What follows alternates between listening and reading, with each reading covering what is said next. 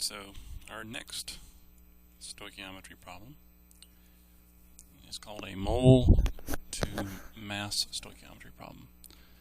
And the reason it's called mole to mass is typically you're given a mole value and you're asked to find a mass. It usually works out that you're given a moles of a reactant and you're asked to find the mass of a product. However, it doesn't have to be that way. You can be given the mass of a product or given the moles of a product and asked to find the mass of the reactant used. So it doesn't always end up that way, but more likely it's going to be moles of a reactant, and then the product will be what you're finding, whether that's moles or mass. In this case, we're trying to find mass. So, how many grams of aluminum oxide, there's my aluminum oxide, are produced from 2.3 moles of aluminum? And here's your aluminum right here. Now, because grams are given, or excuse me, because we're trying to find grams, we know that at some point we're going to need a molar mass. If it was just moles to moles, all I would need would be the balanced equation, coefficients. But because grams is involved, I'm going to need to use the periodic table at some point to get my molar mass. So how do we set it up? Well, we're going to say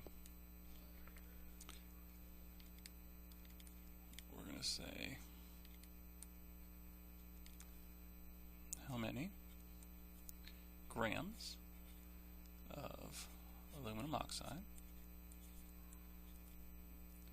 are produced from 2.3 moles of aluminum.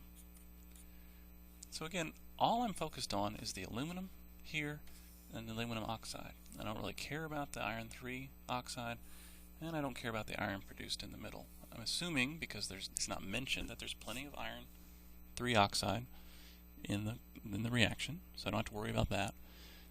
And I do have another product, but again, there's two products, and I only want to find the mass of the last one, aluminum oxide, so I'm not worried about that.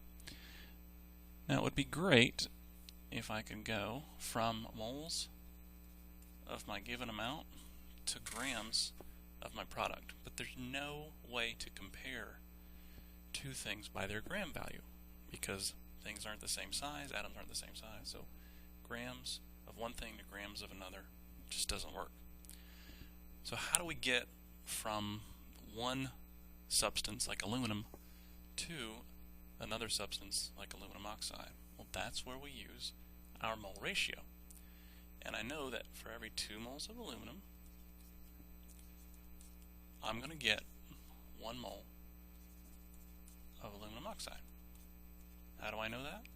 Well, I'm looking at the reaction. 2 right there, 1 right there. There's my mole ratio. So that's going to allow me to get up from moles of aluminum to moles of aluminum oxide. Of course, we won't be done at that point, but it gets us a step closer. So I'm trying to find the grams of aluminum oxide. I can't do that, but I can do the next best thing, and that's get to moles of aluminum oxide. Where do I get my ratio from? Right here. 1 mole of aluminum oxide for every 2 moles of aluminum. My aluminums cancel. Now I'm left with moles of aluminum oxide. Well, I want to find grams of aluminum oxide, so I'm not done converting. Set up another bracket. And on the bottom of this one, I'm going to put my moles of aluminum oxide, because that's what I want to cancel. And what do I want to find? I want to find grams of aluminum oxide. Well, can I get from moles of aluminum oxide to grams? Sure, that's a first semester thing. We did that for an entire unit. And what did we usually use when we were trying to find grams of something? How many moles did we usually use? Well, the easiest one to do is a 1. So 1 mole of aluminum oxide has a mass of how much?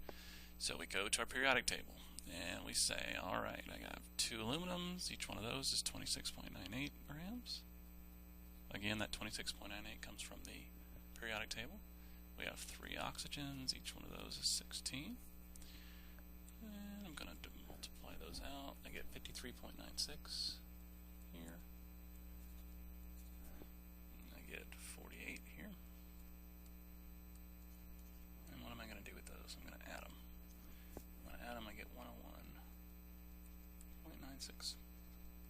So that's how much 1 mole of aluminum oxide is. So 1 mole of aluminum oxide is 101.96. Cancel out my moles of aluminum. Now I'm left with what? Grams of aluminum oxide. What was I trying to find? Grams of aluminum oxide. Do I need any more converting? No, because this matches this. So what am I ready to do now? I got to simplify all these fractions. So I'm going to have 2.3 times 101.96, and then I'm going to divide that by 2. And when I do that, I get 117.254 grams of aluminum oxide. But I'm not done yet because I have to round the sig figs. My given value has 3. These are exact, so they have infinite sig figs. This is exact. This has 5.